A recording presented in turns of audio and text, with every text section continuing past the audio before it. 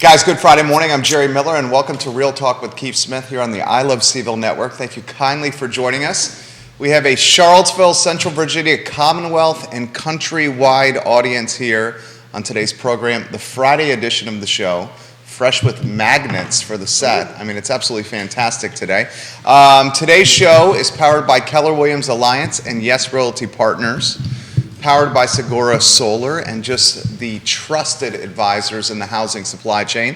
You look at the screen, you will see them, guys. We have a talented panel this morning. Amanda LeMon, the General Sales Manager, new title since the last time she's been on the show. We'll congratulate her on the promotion here in a matter of seconds. And our friend, Christopher Brement, the owner of Bramante Homes. Judah's our director. If we could go to the studio camera and say good morning to everybody.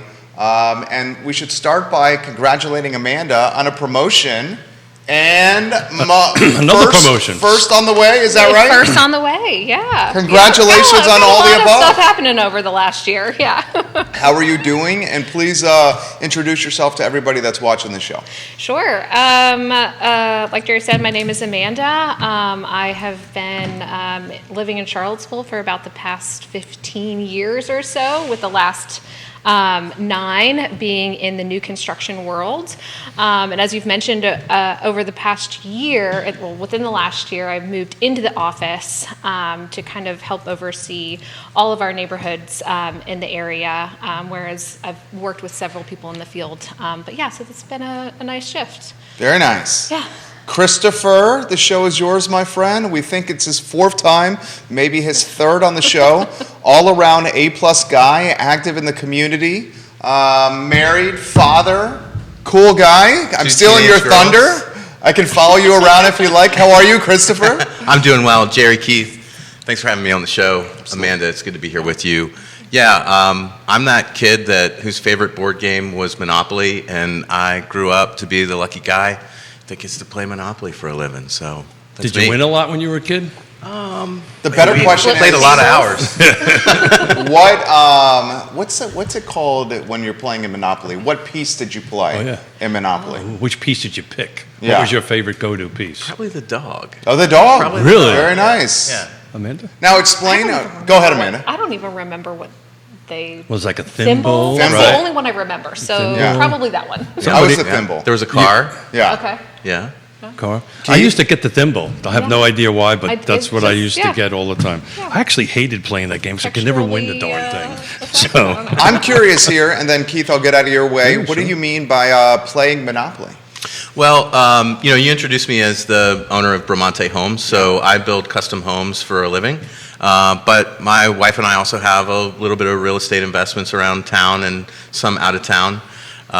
We've had the good pleasure of working not-for-profit with the Piedmont Community Land Trust. Mm-hmm. All 3 of us at this table have. Yeah. 4 of us, actually. Volunteering with the Blue Ridge Home Builders Association, the Regional Housing Partnership, and I think that you need a holistic and global approach to this industry in order to really get it and be a contributor to the market and our local economy. Well said, Christopher. Nicely done. Look at Keith, that. you got to follow that. I was just thinking, how about them Mets? How's Yeah. Christopher,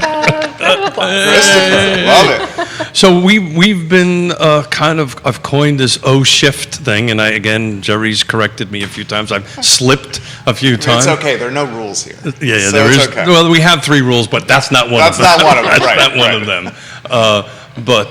So we've been focusing on shift. The market is shifting, right? And everything is shifting, frankly, at this point. So I kind of really wanted to take, a quick dive and then maybe a deeper dive into what you 2 guys are seeing in your specific fields of expertise. What you see? What's shifting out there? What do you see? We actually have crystal balls. We just didn't have time to put them on the count. Home with me? We literally have and magic wands. And magic wands. So what do you see coming? So I'm going to let the young lady start first. Sure. Kind of just broad strokes. I feel like shifting and adjusting have been the name of the game for the past couple of years, and so please don't use the word pivot, please. I don't. Yeah, okay. Is it on your notes? No, the word pivot is not on my notes. Yes. Good for you.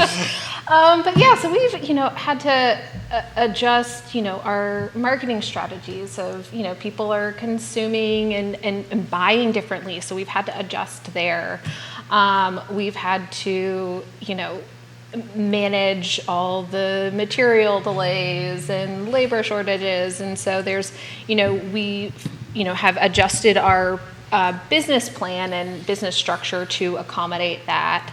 And then, of course, most recently, navigating a lot of the I don't necessarily want to call it noise, but a lot of economic factors that we have to There's overcome. a lot of stuff out there. There's a lot of stuff out there, and we've really had to. Just want to say pivot. You can say pivot. You're Yeah, allowed you to say can. it. You can say Pivot to more education, and so that's empowering our team members. Talk about education for a second. Sure. So just kind of understanding where the market is right now and where it has been historically, because, history is a great teacher, and we can, help our customers understand, right now, why it might not necessarily be the scariest time in the housing industry, and dive into each person's specific situation and help them navigate that. So it's interesting you brought up the word education, because I think what we do, we don't really sell, we educate, right? Right. We inform. Source of the source. Definitely on the new construction, the custom side of it, right? Right, Christopher? We've done this forever, right? We've gone ahead and do this. So talk about education, particularly from the custom side. What new conversations are you having with your buyers right now?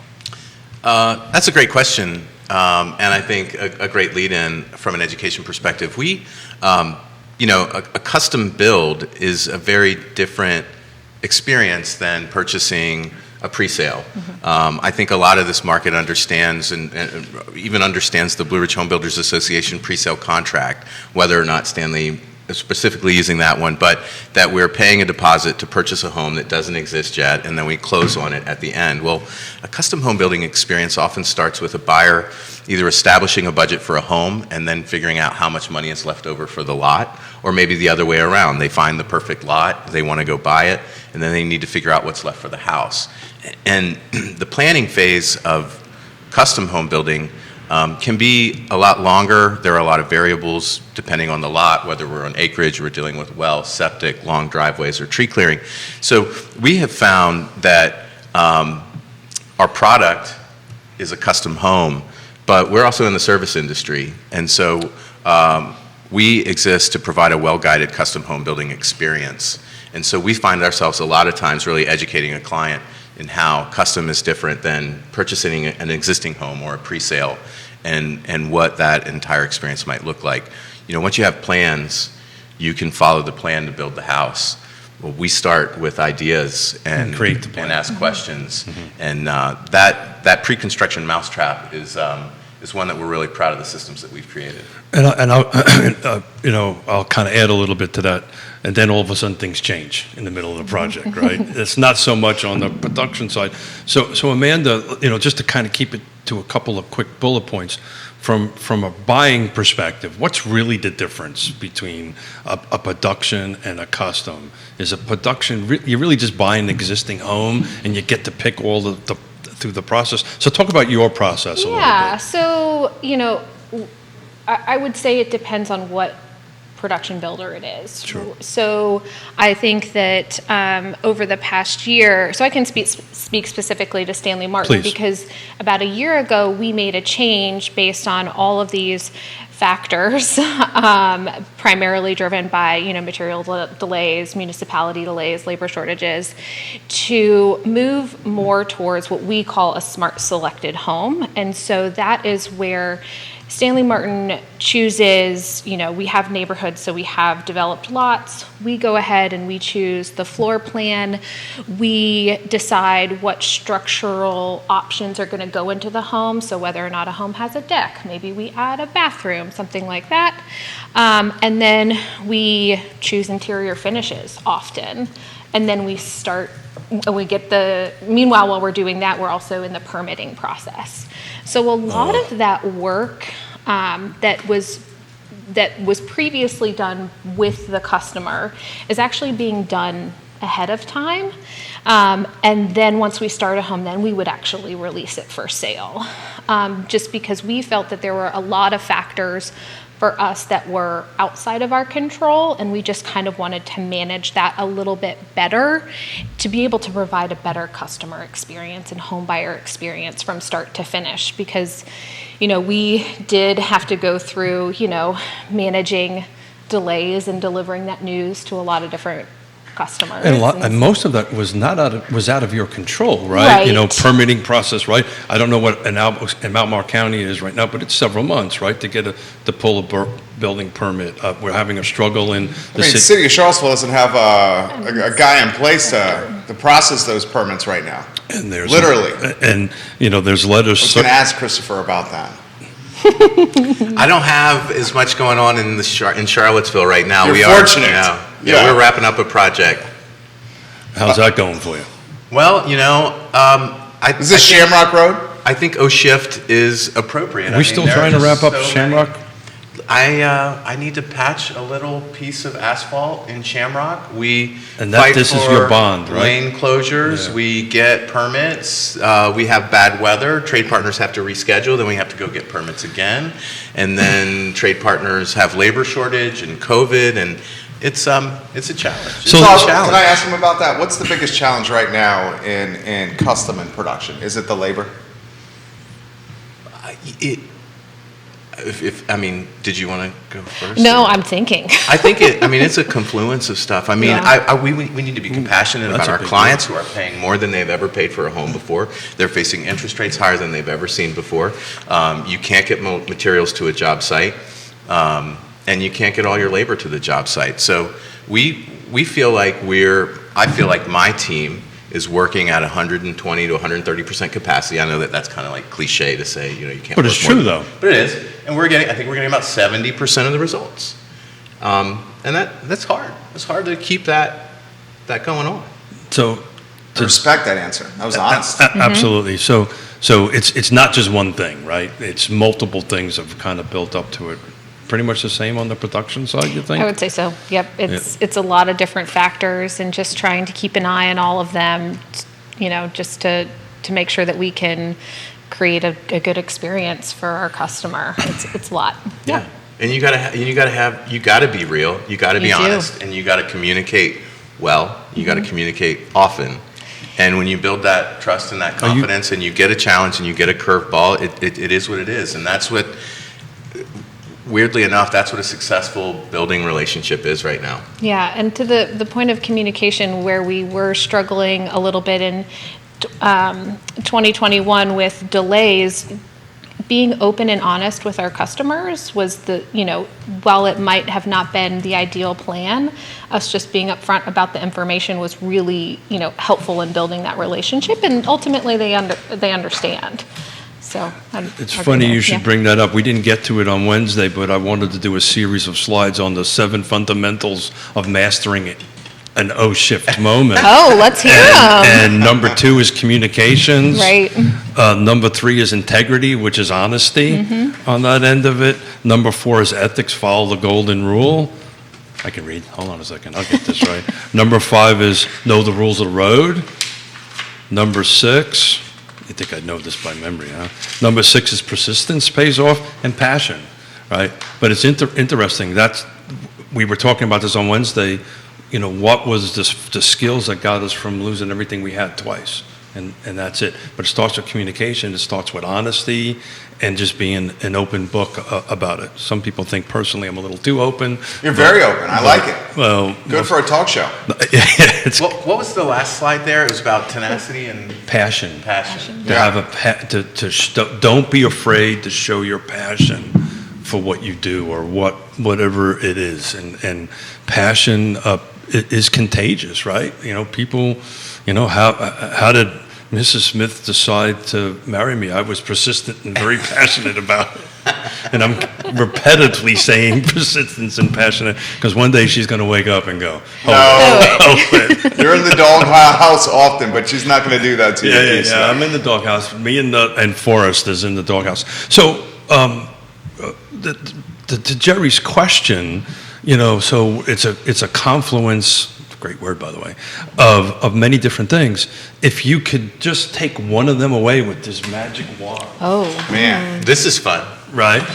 You got magic wands. You got magic wands. What if you can wave that magic wand? so it's got to be, let's give them some options. It's got to Yeah. be some red tape as one that you can take away. We talk about this on the show all the time. We take a $400,000 house. First, good luck finding a $400,000 house in this area. But if you could find a New construction. $400,000 house, $100K of that is red tape. So why don't we call red tape is something you can take away.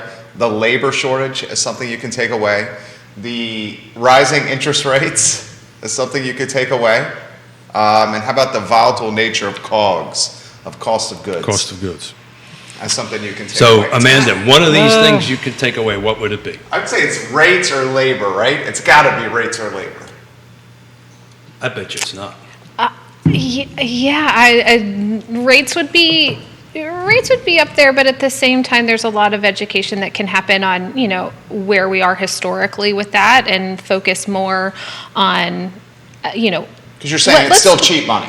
It's historically normal. Right. I feel like we're hitting more of like a normalized or pre-pandemic, 18 in Interest. 2018, interest rates were 4 and 5. This is nothing new. Right. My first one was 6 1/8. Your first one and was it doesn't 18 have to and stay that change. way forever, I right? had 18% in my first house. So, but I almost, my gut is going to say red tape because that's There where you the go. loss of control There you is go. for us, at least. the Respect. other ones you could potentially come up with some options, right? We can do education. we can can- figure something yeah. out because you have some control. Not a lot, but you have some control. The Right. red tape you don't. Yeah. So, red tape is a close second for us right now. Last year, it was cost of goods and escalation. This year, it's 100% cycle time. What's cycle time mean? Cycle time is how long it takes to build a house. How long it takes to build a house is a result of the availability of the goods themselves, when they can arrive. Contractors. And having a really good schedule can help you get the goods to the job site. So it's not easy, but you can get them there. But getting 100% of the trade partners to the job site is our biggest struggle. I had a good conversation with one of my builder peers in this community not long ago. They do maintain a good bit more volume, and they can keep a lot of their trade partners busy enough for a certain percentage of their work and consistently. As a lower volume custom home builder, we cannot provide all of our trade partners livelihood at all times. And so we have starts and stops. Keith, I expect you might be able to relate to that really well. Yeah, this is nothing new. Right. The level of it may be something new, or the intensity or the volume of it, but this isn't nothing new. We went through this in the 90s, the 2000s. Yeah. There was no labor to have framing contractors. This is not an unusual thing. It's to me, skilled labor is probably one of the biggest. If we can fix skilled labor, that will be awesome. But everybody wants to do something with this cell phone I have, and nobody wants to go and become electrician or plumber, or Yeah. even a framer. I talk about my little brother all the time. He's in Richmond. He's a trim carpenter. I call him doctor because he makes more money than a doctor, right? He's a high-end trim guy, right? Yeah. Works by himself, shows up with his truck and his little bag of tools, and don't bother me, don't talk to me. I'm going to do this 7-piece crown, and that's that. But I interrupted. I'll let you Well, if finish you've got your that craft and you're good at it, you're never going to run out of work. But yeah, it's unique times. And, a home that we know, depending on how big or how complex it is, would take 6 to 12 months to build today are taking 10 to 16 months. And you've got the same amount of project oversight for a longer period of time. And you can't exactly pass more on to the client because everything's bursting at the seams. And that's our biggest challenge, for sure. So let's talk about the where, right? Because we're all been talking about this rubber band growing and moving out from the center of Charlottesville. On the custom side, are you finding you're traveling a little bit more, or are you going to different locations to do work for your clients, or you're kind of a little bit more centralized? Have you done customs outside of Albemarle?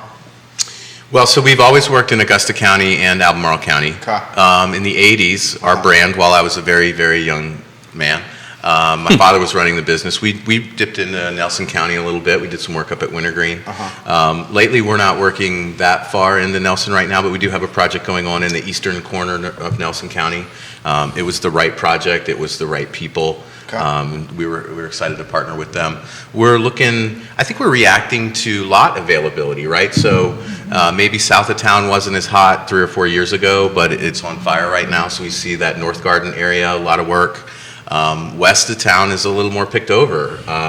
Hanley Farm Estates is a neighborhood that had tons of lots in it recently, and now they're all gobbled up. And we're excited to be working on one of those right now, and hopefully another one in the near future. But we're seeing those developed large acreage neighborhoods kind of filling up, and then pivoting to what's the next neighborhood, right? We got the farms at Turkey Run.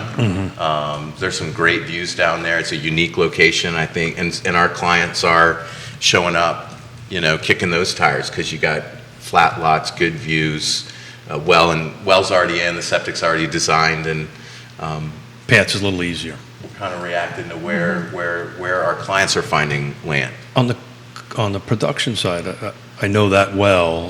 That's a bit of a struggle, the where right now, right? You guys are everywhere.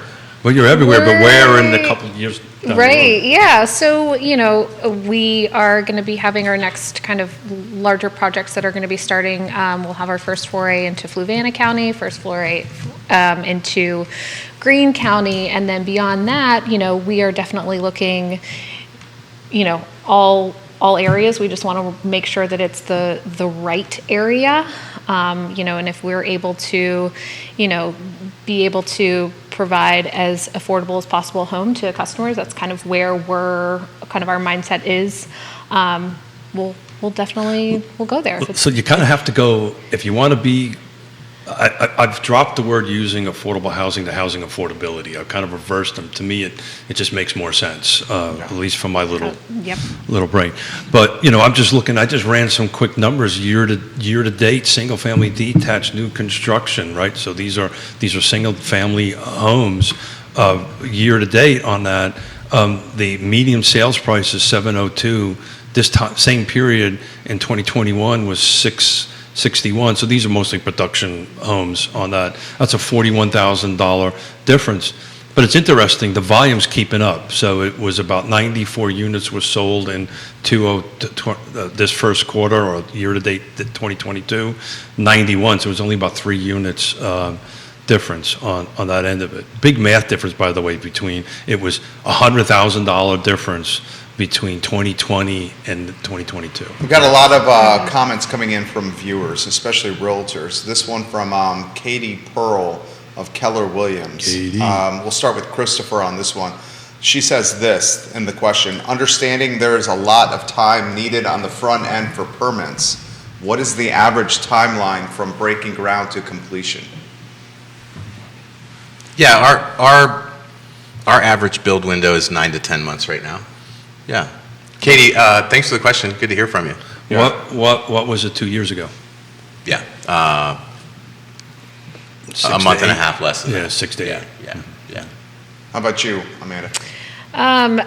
Well, so the build time frame of when, we actually release it for sale would be, we're looking at where we have some inventory that could probably be ready in 60 days, all the way to about 6 months or so. So that's, again, the Stanley Martin shift of kind of doing all the permitting work ahead of time before we do release it for sale. We just have we're able to communicate a better, more accurate time frame. Woody Fincham. Hey, Both Woody. companies are great. Chris builds some very, very fine custom homes from Woody Fincham. Thanks, Fincham Woody. Associates. We love you, Woody. This is from Jennifer, who is watching the program. How can we alleviate the red tape that you guys often talk about on this show? It's a great question. Anyone want to tackle that one? I think See, that all three of us lean back in that chair. well, I mean, I'm gonna take that one. I'll start the conversation here. I think how you alleviate red tape is, as Neil Williamson has said on this program many times, elections matter, and who you vote into office has an impact on everything, including housing affordability. Keith Smith likes to utilize that phrase often. I think that you're seeing some jurisdictions manage new density better than others, and that's why you're seeing the density head that way. I think we also need to manage the NIMBY mindset perhaps a little bit more and be more open-minded that everyone needs a piece of the American dream, which starts with housing and the chance to own housing. Do you want to follow or add to that? This is kind of a hot button topic here. Yeah, I mean, I think, definitely. I might pass that on. I might need a minute to think about that. Okay, Christopher? Yeah. Well, we said earlier, you got to be honest and you got to talk about it. Yep. And I think that the municipalities that we work in, that maybe we're dealing with the red tape within, they need to be open to the conversation as well. I want to celebrate some efforts at Albemarle County to acknowledge the challenges that they have, to be transparent with the Blue Ridge Home Builders Association. They're transparent at the dais about this too. At the dais. He's talking Public. city council. Okay, yeah.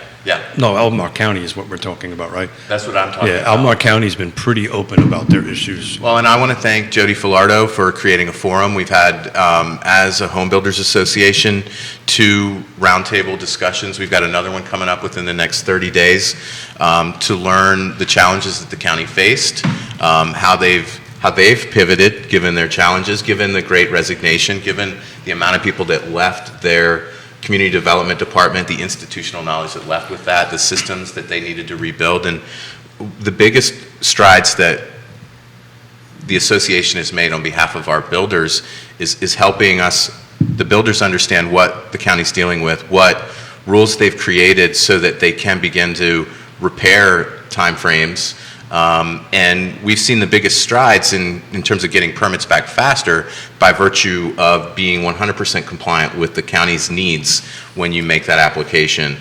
Something that where information could drip in before and that they might have had the resources to allow the folder to grow while reviews were happening. Now, as long as you can get 100% of that information in there, and that amount of information has grown, I mean, there are probably 15 attachments, PDFs that you need to upload into a portal, and each attachment takes hours to create in order to make a complete submission. And then from there, you wait. I think there's a local builder that's gotten a permit in as little as 1.5 or less months recently. Our last permit came back in 2.5 months. We just made another one recently, and we're hoping for 2.5 months. How crazy is that? I was just going to say, that feels pretty okay. Right, because the permit before our 2.5 month one, we had a little bit of zoning stuff going on. It took 4.5 months to get that permit back. So time is money, right? Mm-hmm. Time is part of this $100,000, part of this 24%, 25%. I've been doing this for a while, for about 35 years in different standpoints. And there's 2 things that I always hear at the local government level. First is, well, we've always done it this way.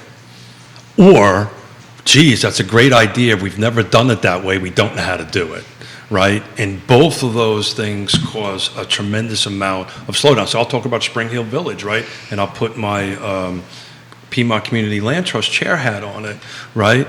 There was 12 affordable housing units. Stanley Martin stepped up to the plate, called me and said, look, we're hitting a roadblock at the county. We're trying to figure out how to do this. And we put everybody in a room and we figured it out on how to get that way. And it started off with, geez, great idea, Keith, but we've never done it this way. We don't know how to do it. And it took time to get through it. And now we're going to put 21, 22, 24, can't remember the exact number, units in the ground for people making between 50 and 60%. The magic worked, but it took a lot of brain power, a lot of pushing forward to get there. So it's generally 2 things I hear. We've always done it this way, which is a lousy, I don't ever want to hear that. And the second thing is we've never done it this way, we don't know what to do. And they just shut down when it's the second thing. Did I give you enough time to think?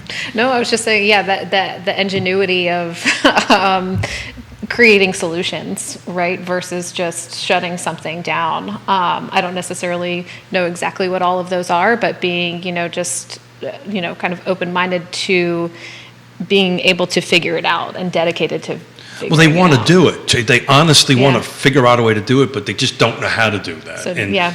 And, taking the time sometimes, to research it. well, sometimes people don't ask for help either, right? We all kind of bet through this in our lives. Something has happened. Oh, I don't want to ask for help because it's a sign of weakness or something along those lines, right?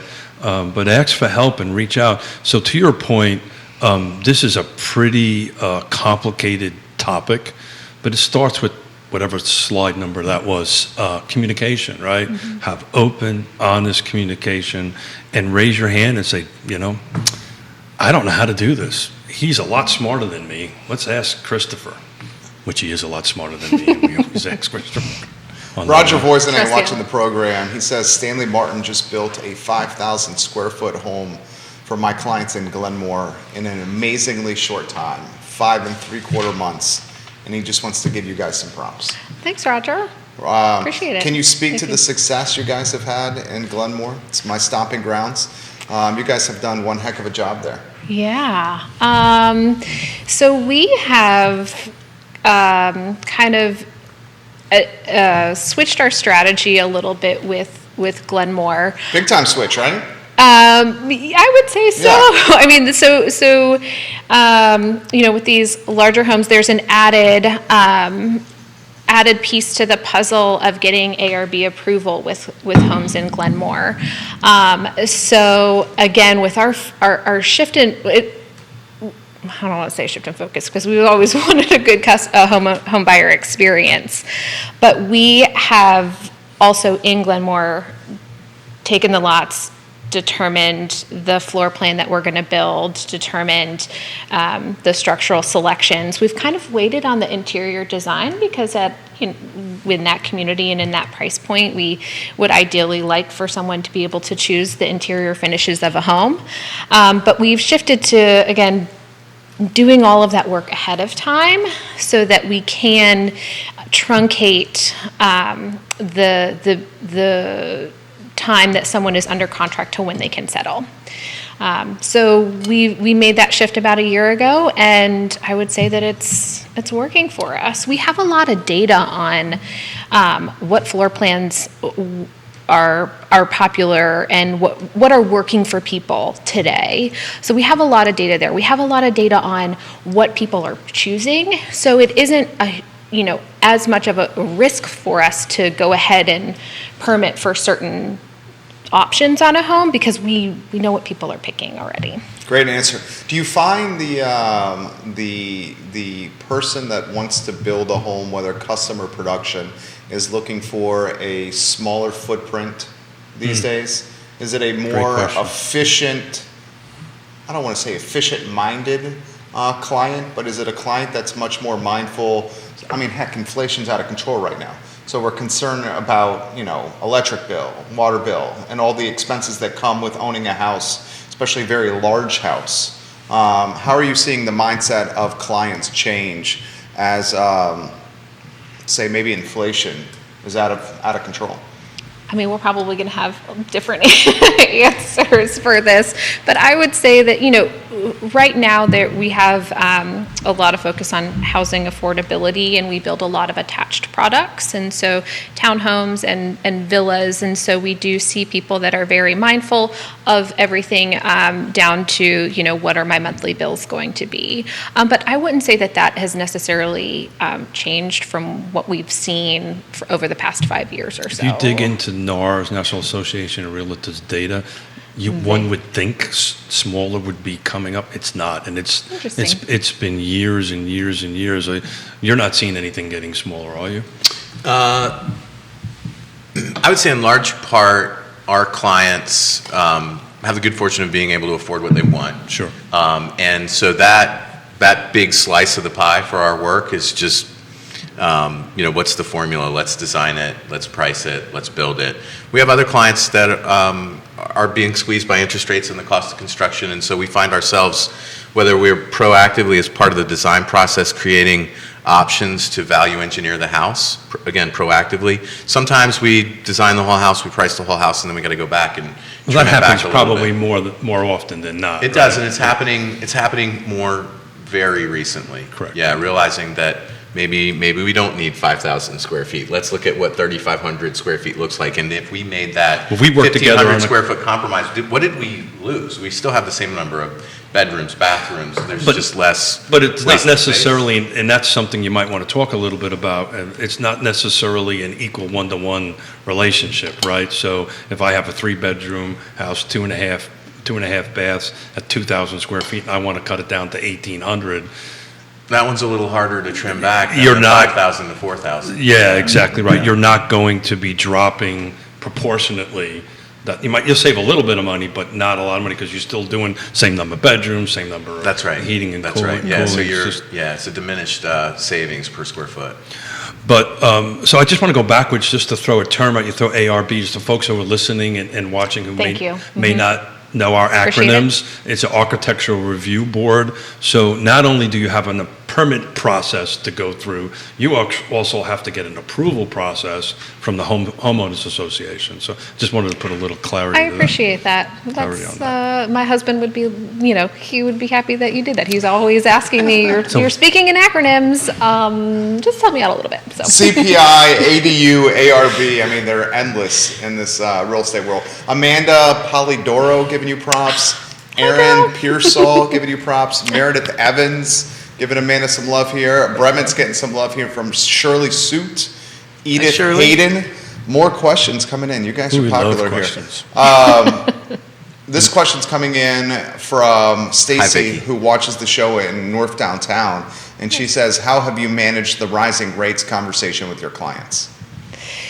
Sure, so I think that, I'm happy to Yeah, that would probably better for you. we're having Rock- that rock and roll, conversation Amanda, a go. lot, right? Because it's been a shift from overall price, that's what people are looking at, to okay, let's take a look, let's break that down a little bit. What does that actually mean to your day-to-day life? What does that mean on a monthly basis? So we have directed the conversation more about uncovering what their, needs are and overall financial goals, and seeing how a monthly payment can fit into their budget and into their goals. Okay. And so that's a lot of how we're educating folks, and so whereas rate might not matter as much given the payment. So if they can get what they want at a certain payment, the rate isn't necessarily as important. And again, it doesn't have to stay that rate forever. If you can refinance if rates do take a dip. And then we also talk about renting versus buying Right. Do a that. lot. Go into detail on that. Sure. So from what I've learned and what I've been hearing is that, both rental rates and home prices, they're rising significantly. Rental rates faster at a And- greater clip Without a doubt. than appreciation in Then, homes. right. And so when you think about what what your financial goal is, what your monthly payment is, whether that's for rent or for purchasing, when you purchase a home, and let's just say they're almost the same. When you purchase a home, the majority of that payment is going to stay the same. Right? Your taxes might fluctuate, there might be some insurance fluctuation, but the majority of that payment is going to stay the same. Whereas there's no control over what you would be paying in rent. And so we just talk about, investing in yourself, and what does that mean for you, and what does that equate to on a monthly basis. Nice. We have these conversations multiple times a day. Jerry and I have these conversations 3 times a week in front of microphones and You're selling and homes, and you're like a therapist and like a financial you planner. gotta do and all balance that- and check. all I of mean, it. look at you. A trusted advisor. That's Yeah. what That you need is- to be. that is the name of our game. But it's Be a always trusted been that advisor. way. Most people buy a home, new construction or otherwise, based on how much money they want to spend per month. Mm-hmm. It really and the interest rates can fluctuate up and down. And we talk about this all the time. The best way to hedge against this 8.6% inflation is own a house. Right? It's like you just articulated. It's a portion of it is going to be locked for 30 years. One part of it might go up and down. Is rates impacting your end of it much? A little bit, yeah. I mean, that's what I think is adjusting some square footages down to get overall price down. There was a lot of flexibility. I mean, maybe people had buffer in their budget, and what we're seeing in the last several months is that buffer completely eroded, and now being very educated about the products on the market, that like maybe the project can't work with this mortgage instrument, but maybe that mortgage instrument it makes all the difference, and that's Absolutely. We're perhaps talking why the arms. education. We're talking arms. Maybe. Talking arms. What if, I know I'm not the question answer. Go ahead. You can totally do it. I love it, This is four Christopher, of you us. can do whatever you want. Well, we get a lot of people that, are trying to decide whether to move forward on the build now. Maybe their lifestyle has them pumping the brakes a little bit, but what the idea of slowing the project to wait for prices to come down. How are you guys handling that question? Sure, because I think the one that we get a lot is, okay, labor or lumber is coming down, right? It's like, so how much cheaper is my home going to be? It's Right. what, 50% lower than pandemic peak lumber right now? I don't have this. I'm pretty sure Yeah, that's The what commodities charts may be saying that, yeah. Yeah. Yeah, But is it working its way to the street, though? Sure, certainly. I mean, there's a lag in Yeah. the owned inventory and the price at which we purchase it. I've got a client right now who I know is watching it. Maybe they're watching us, and he's You asking got a lot me of people watching. very astute questions like, "Hey, I know we're about to ship lumber. What's our price going to be? Are we going to be lower than what we budgeted?" And Dang, that is a good question. Yeah, we're waving our magic wand Yeah. over. Yes, it's going to be lower. We don't know how much right now, but yes, it's going to be lower. But let's talk about that, because you've got your escalation, de-escalation clause in your contract That's right. still, right? Yeah. So that's a legitimate question on that. Was that new because of the pandemic, or were they always there? That escalation clause in the contract? That clause exists in the Blue Ridge Home Builders Oh, it does. contract, but it did not exist in our custom construction contract. A big detail about an escalation clause in a custom contract, oftentimes an escalation clause, particularly in a production or pre-sale environment, should and do have termination agreements. Yeah. Explain that. The price goes up, the client decides whether they want to pay more for the home or terminate the contract. The builder may then be able to sell it to someone else. That works really great until it doesn't. Well, but that doesn't work at all in a custom world, right? Yeah. If we have a client who's halfway done purchasing a house from us, and we get paid in draws, they literally buy the house in 10% increments roughly. You get that house halfway done, a termination is not an option. So the real difference is many nuances, and this will be a little bit contractual. The real difference between a custom and a production, you don't own the dirt, you own the dirt, right? So you are building on somebody else's lot. Technically, that's their house. You are building on your lot, it's your house, so that's for when you go to sell it, you're just selling it like a regular house that's finished. It's a regular closing, a regular contract. Your process is very different, right? There's drawers, right, and so forth and so on through the process. I give you a down payment, you build the house, I give you a check, you give me a set of keys. Yeah. This is a whole much bigger relationship Yeah. on your end of it. And Not so- that and your s- relationships aren't important. No, but- it's different. And I would say that I was checking out your website, and I love. It's a nice website. It's a great website, Yeah. and I really enjoy. I thought that our process section was very thoughtfully done and very transparent, and Thank I thought you. that was really nice. So just Thank want to you. give you some props there. Well, I mean, if you go to the, I think the About Us page and you scroll down a little bit, you find a great picture that maybe everyone wants to see of me and my dad. There's a few pictures of me and my dad there, but the one of each of us when we were the youngest might be the one that the crowd might enjoy seeing this afternoon. I'm on the About page, BramanteHomes.com/about, Judah. As you If we scroll can down, get, do we scroll on down? There it is. That's Oh, the right picture here. there. Let's get Yeah, the, that's what everyone the needs to photo see. from 1970s with Christopher's dad, and Christopher, who looks like he's in Pampers right here. That's right. Red long sleeve T-shirt. Please put this photo on And the screen. pacifier, right? Yeah, this is adorable. And what are we holding there? Is that a ruler? Is that measuring tape? It's a tape measure. Measuring You gotta get tape. started early. Look at Christopher Brement, looking good. Some mean, muscular you're thighs on this destined for toddler this. right here. It's bramantehomes.com/about. I know I'm putting you on the spot here, but I would love for this to live in the internet in perpetuity. This photo here, In I more than love one it. place. I love it. I have one similar with my son here in the studio. I think he was like 2.5. Or my wife took the photo, and it's my favorite picture of all time. Can we go back to the escalator contracts and give me a thumbs up when that photo's on screen? How have you managed that with clients? Because it likely impacts you a lot more than you. Wouldn't you think? Very much so. Yeah. Yeah. So I would say that, like a lot of industries, 2021 for us was a learning year.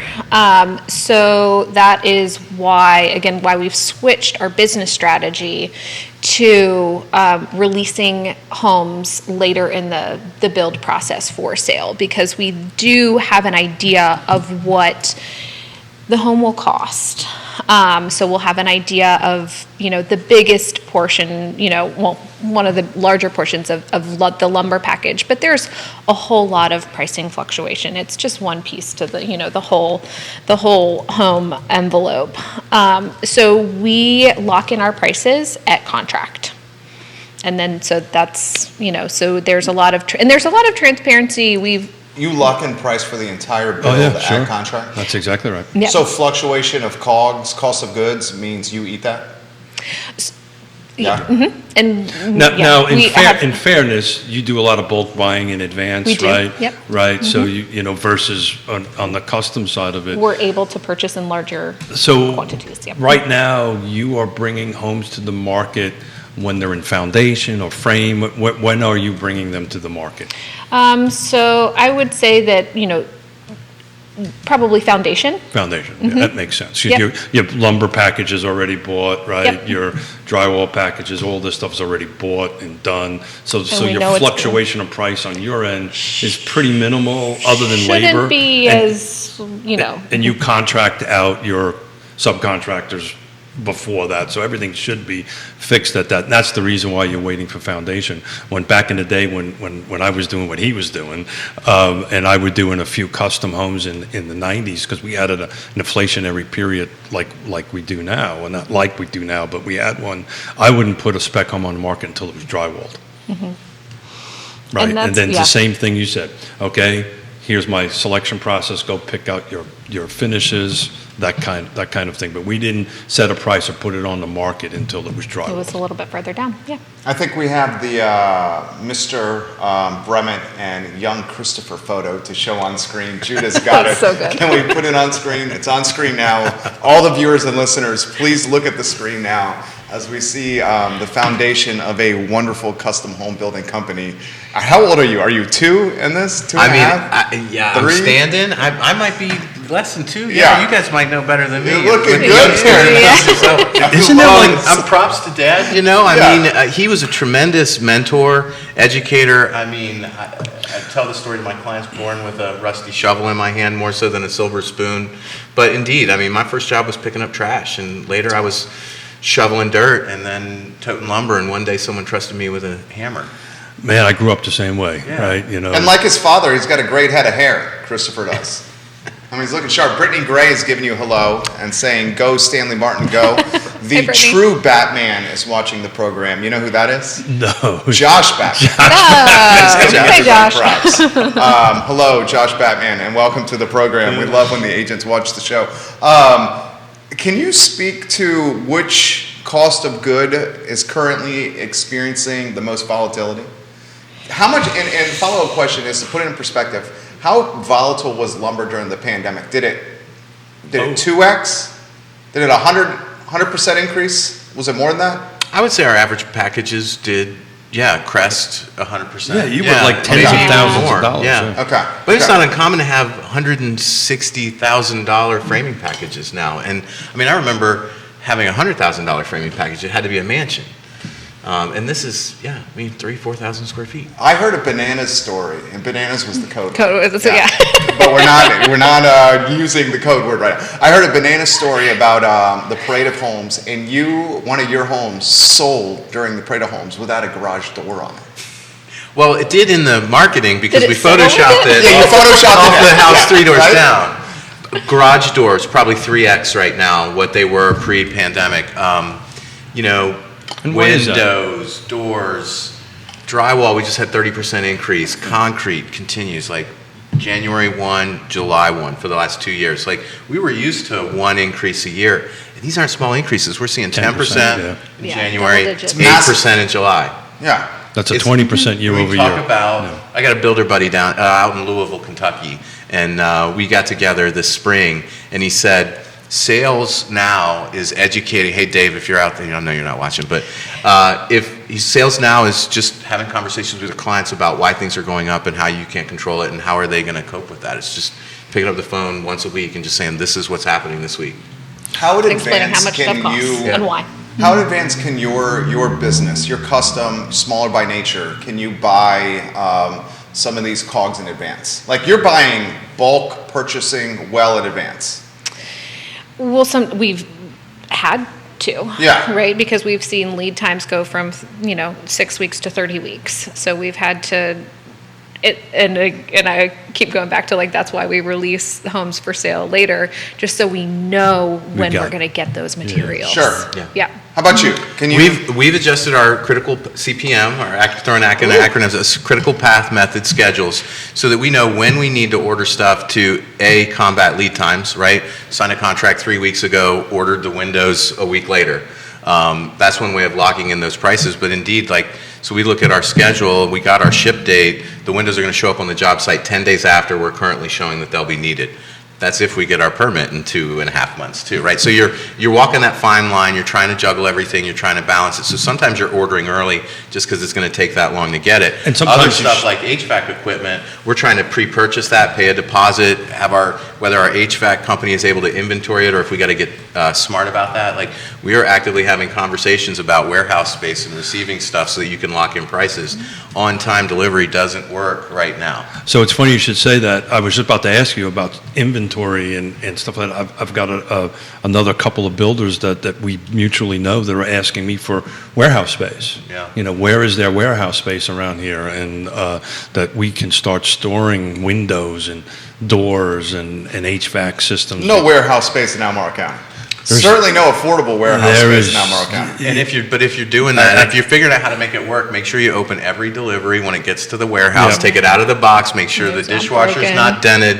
Because if you move it into the storage and then you wait 6 months to move it into You the own house, it. it's going to be a lot harder to get that warranty or replacement. You own it. So let's go back to the where conversation, right? Sure. We talk about this on the show all the time, and I'm shifting my where, right? The next crozet, the next growth area I've been saying for years was Zions Crossroads. I'm having a different opinion of that now. I think it's Greene County now from a production side of it. The dirt is a little bit more reasonable. The land is reasonable. It seems like they're a little bit more open to it. So, Amanda, from your perspective, I know we'll talk about a project in Fluvanna County here in a minute, but where are you seeing the next big spot from your perspective? So, I think that the reasons why we are going into Fluvanna, into Greene, is because that's the smart move. That's where people are going to be moving. What we're seeing a lot now, we have a project that is a little bit north 29. It's just south of Target, but our homeowners there are coming from Northern Virginia. And if they have to go to the office 1 or 2 days a week, but they can get something that is more in their preferred monthly payment, that makes a lot of sense. Housing affordability is a real thing. And so, in Greene, it makes a lot of sense for us to Year be to there. date attached.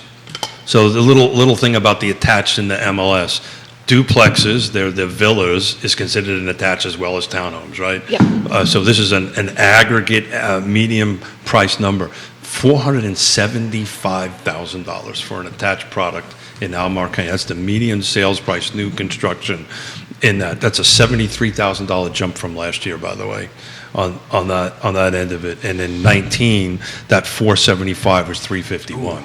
I wonder, it would be great to have that data for green, right?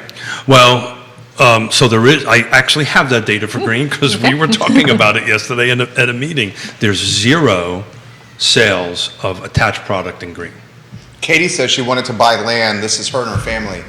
She and her husband, we wanted to buy land in green to custom build, but we worried about the appraisal, so we bought in Ruckersville instead. Yeah, Ruckersville is technically green, That is right? green, yeah. Close to northern Albemarle County. Yeah, it but says. people, it's kind of this green Albemarle County kind of Yep. combination thing, and that's a little bleed over area.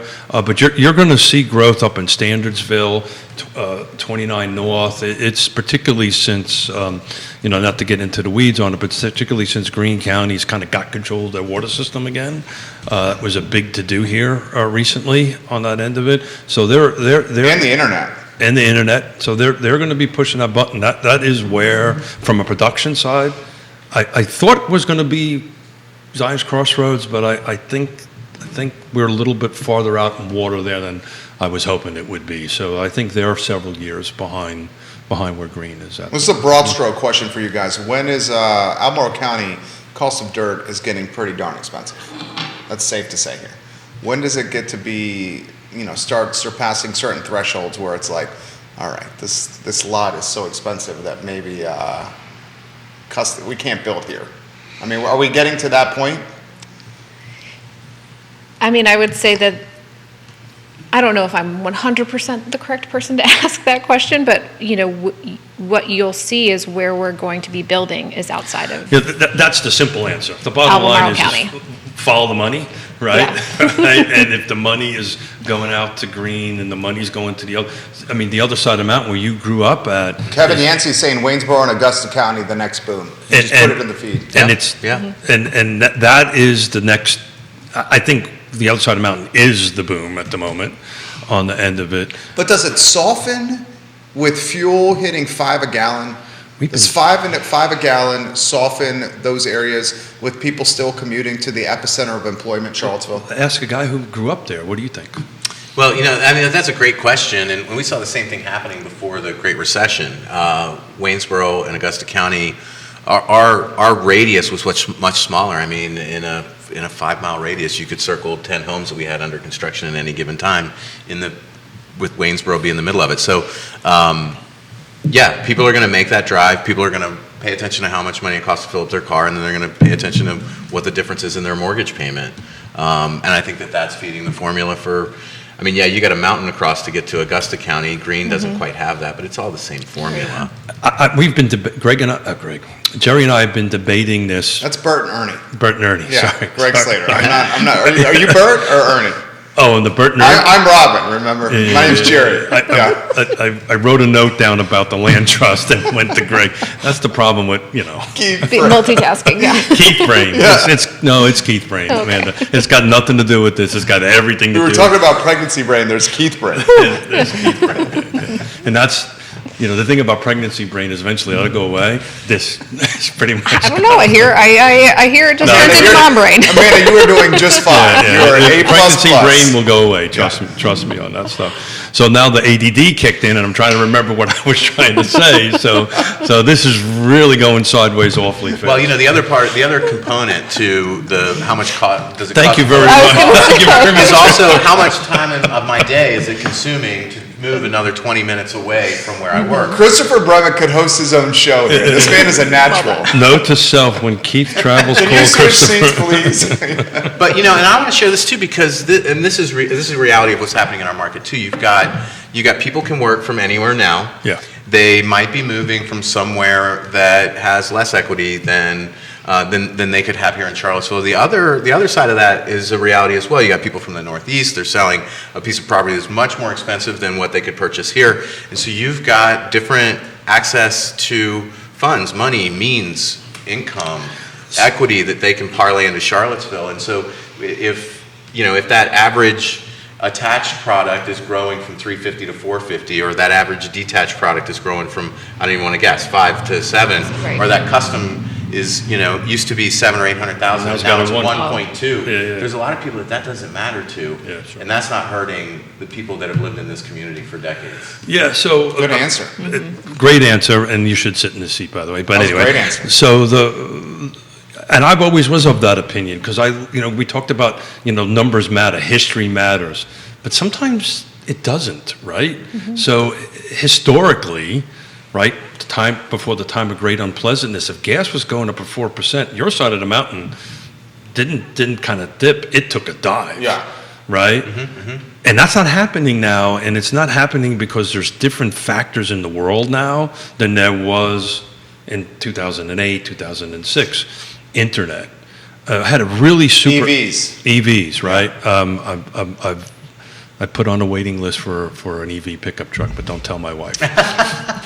I'll keep it between Jonah's Just for you two. Just me and you. Don't worry, the Yona. show right now. And Amanda, don't tell Yona I signed up for a Hummer. Shh. I think the divorce papers just came in. But, I had a really super interesting conversation with planning directors and elected officials in Augusta County. And it was really interesting. I said, guys, so look, you guys are growing. What's your biggest concern? Would you take a gander what their biggest concern was on the other side of the mountain? I'm talking about like NIMBY folks, or not necessarily NIMBY, but from a planner's perspective, what their biggest concern was. And it's not the ones that you think it is. It's not traffic. It's not schools. It's not infrastructure. Hospitals for the boomers. That's exactly what it is. Interesting. The other side of the mountain was like 2 years ago the number one place for retirees number 3, I apologize, to retire in the United States. Shenandoah Valley. In Shenandoah Valley, and the people are doing it. Augusta Medical is growing. That wasn't really the size that it is now in pre-pandemic. Sure.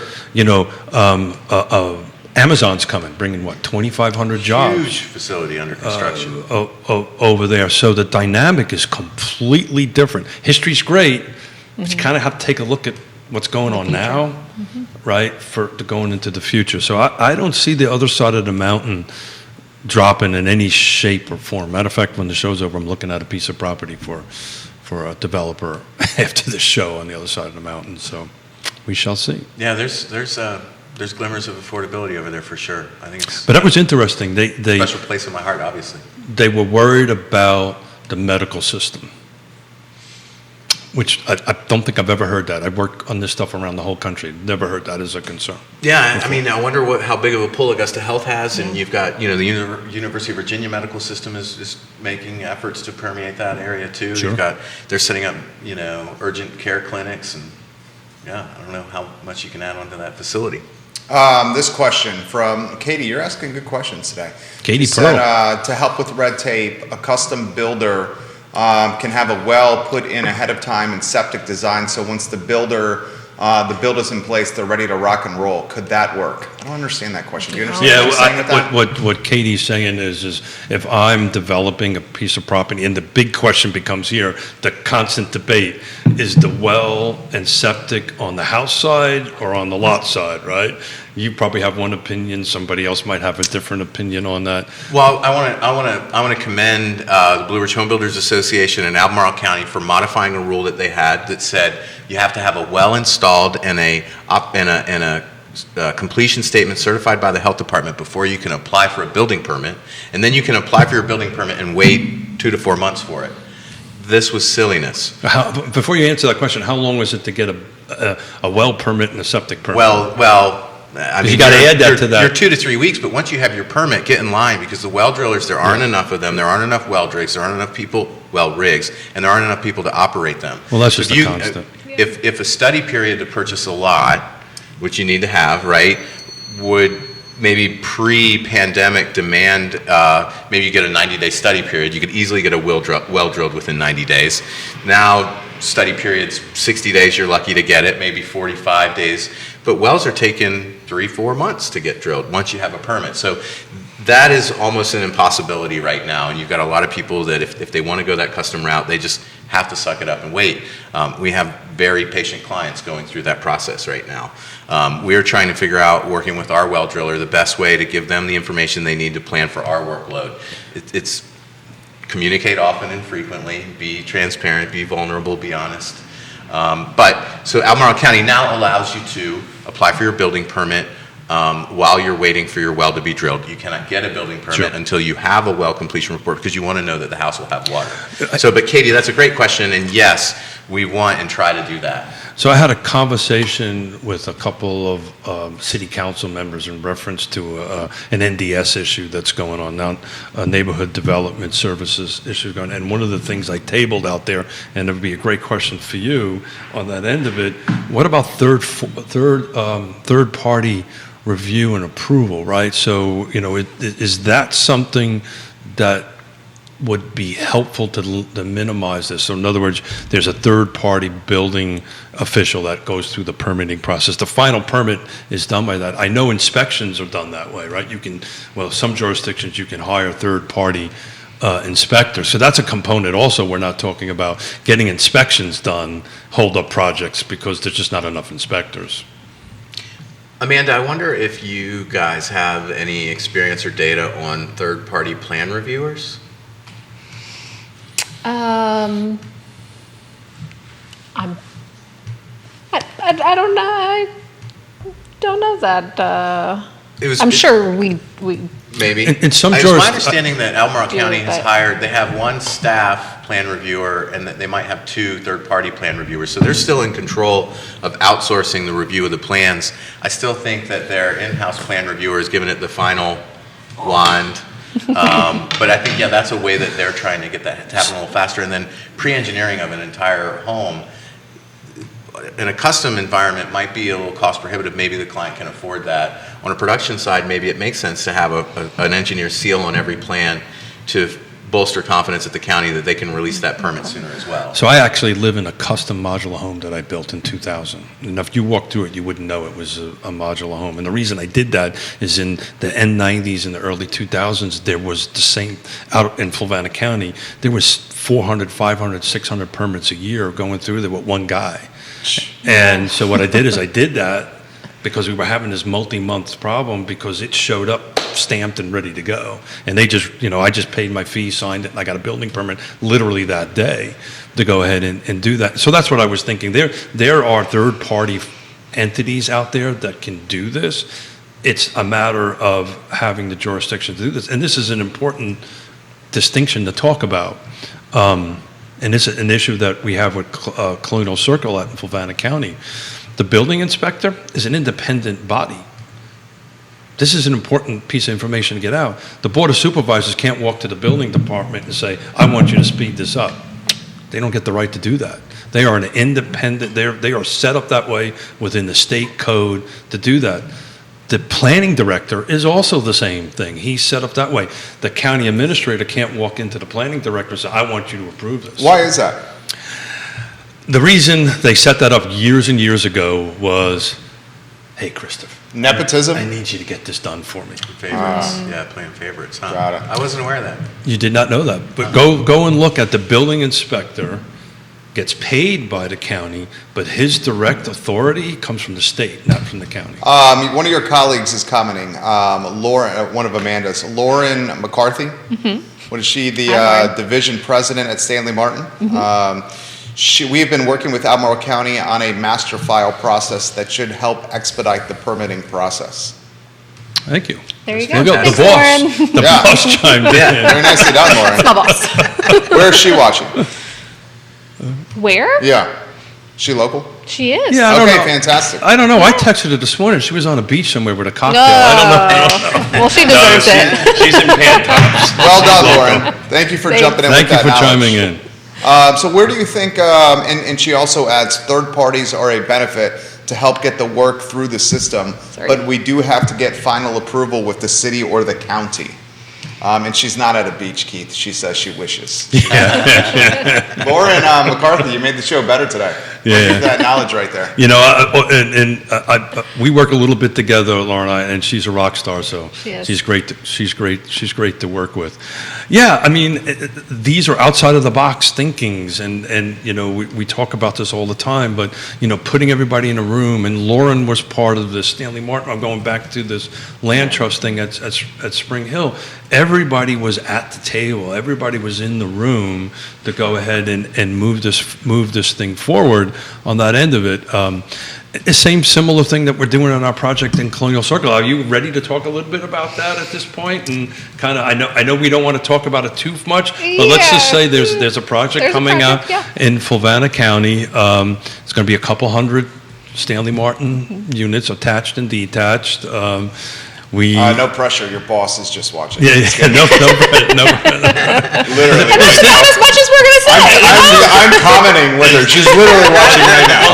What was the secret word that we had for you? Bananas. Bananas.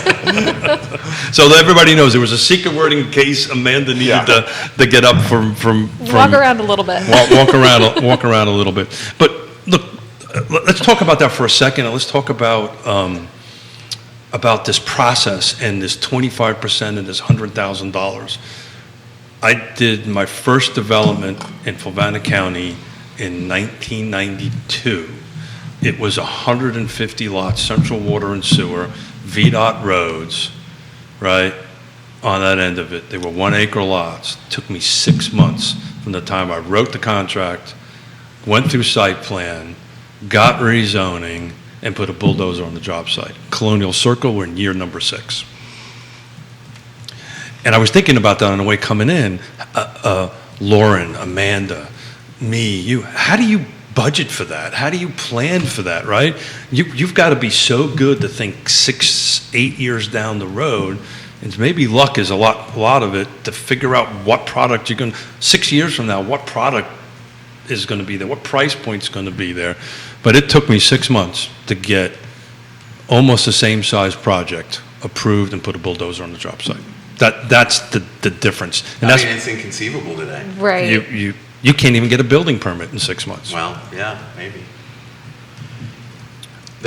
You want to touch on Colonial Circle anymore? Yeah, I mean, I'm excited about the relationship. I'm excited about Fulvana County excited to be getting there. Stanley Martin out there. We're going to be having some, a much affordable product. You know, we can't talk about price because we haven't set them yet, but it's not going to be $475 for a townhome. I can tell you that much with an absolute surety. But it's going to be more in the housing affordability range on that end of it. It's also got a 125, which is not part of Stanley Martin, but 125 unit apartment complex that is going to serve 50 to 60% area median income families. So That's exciting. we're excited about That's that. exciting. That's gonna be Clark Argenbright. Oh, hey, giving you some Clark. props. Why don't we close the show with some final thoughts for many folks watching the show? Christopher, would you like to take the lead on some final thoughts? How about what's your crystal ball say for the back half of 2022 and into 2023 for housing in Central Virginia? So we know that interest rates are going up because the Fed is trying to make a difference, and their goal is to flatten the curve. We don't think it's going to come down, I think, in terms of affordability, but if we could just flatten the cost of construction and keep it normal. I think the $1 million question is, do we miss it and have a big fall? And so if people want relief in the price of housing, I think it's going to come with some economic sacrifice. And so my hope is that, and I don't know how confident I am, but my hope is that we flatten the hockey stick escalation of cost of construction, that we can flatten it, and that everybody can go on with their life. But if I think we risk toppling something, seeing a big adjustment, and that might seem like what people want in terms of the cost of housing. But I think there's going to be other compromises. Well, I'm a little concerned about because I lived through it, a late 70s inflationary recession period. I really worried about, and a lot of that had to do with the Fed putting the thumb on the scale a little too much. Right. On that end of it. But, really the only tool that the Fed has for inflation is to raise interest rates. And as they start raising interest rates, our interest rates will go up, right? When then, flattening is what we want.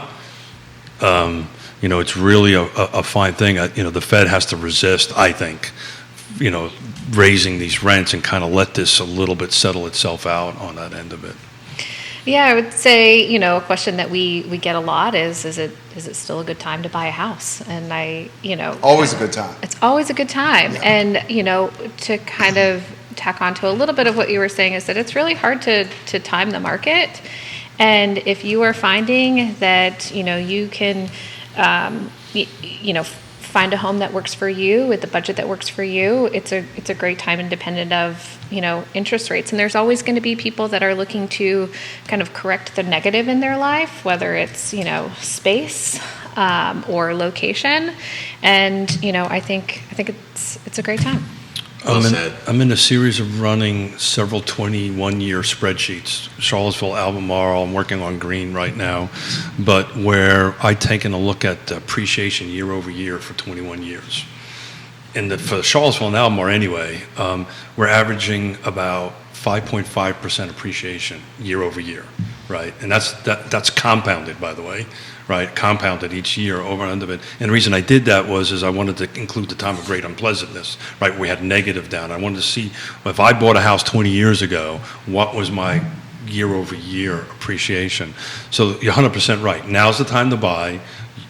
There may be a period of some fluctuation on it, but if it's like stocks, right? You buy a stock. If I would have bought a stock 1980, if I was a smart kid coming out of high school and put $1,000 in the stock market, I'd have a ton of money right now, but I wasn't because I bought booze instead. But that's a whole different story. I joined the Marine Corps. I showed them, but so it is the time to buy. People worry about that. My highly educated daughter, my doctor son-in-law, literally this weekend asked me the same question. Oh my God, did I miss the boat? I said, no. You're just going to have a normal appreciation, that's all. And you might not have been in the position previously, right? You have to kind of take it for where you're at in your current life. Well said. Folks, thank you. You guys crushed it. Especially Thank you. Amanda. I know sitting here for an hour and 15 minutes, so thank you so much. Thanks for having me on. For I appreciate doing it. it. Thank And you. Christopher's always a Amanda pleasure. and Christopher were on fire. Judah Wickower deserves props. Keeps us online. Keith Smith put the panel together. My name is Jerry Miller, and this is Real Talk with Keith Smith. All shows archived at realtalkwithkeithsmith.com. And the I Love CVille show is up in 56 minutes. Have a good morning. Take care, guys. Well done. It was fun. That's all she wrote. That was good. Fine. You guys were excellent. We'll take a quick photo. Are you ready to bolt to the...